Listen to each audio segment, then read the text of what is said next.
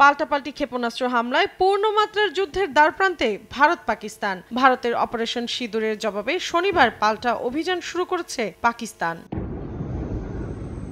ভারতের দূরপাল্লার ক্ষেপণাস্ত্র ঘাঁটিতে চালানো অভিযানটির নাম দেয়া হয়েছে অপারেশন বুনিয়ান মারসুস। আল জাজিরা ও পাকিস্তানি গণমাধ্যম অ্যারি নিউজের প্রতিবেদনে বলা হয়েছে, প্রতীকী অর্থে শব্দটি দ্বারা শক্তিশালী ঐক্য বোঝানো হয়েছে।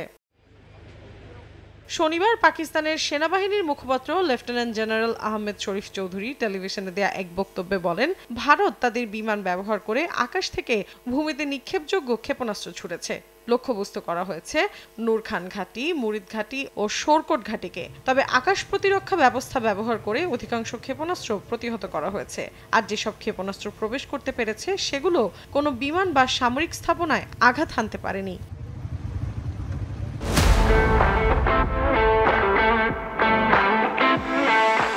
দশকের পর দশক ধরে চলা ভারত পাকিস্তান দ্বন্দ্বে সবশেষ উত্তেজনা শুরু হয় গত 22 এপ্রিল। ওই দিন ভারত নিয়ন্ত্রিত কাশ্মীরে সন্ত্রাসী হামলায় 26 জন পর্যটক নিহত হন। নয়াদিল্লি এর জন্য ইসলামাবাদকে দায়ী করেছে, যার পরিপ্রেক্ষিতে 7 মে রাতে অপারেশন সিঁদুর চালু করে ভারত। মৌসুমী সাথী, সময় সংবাদ।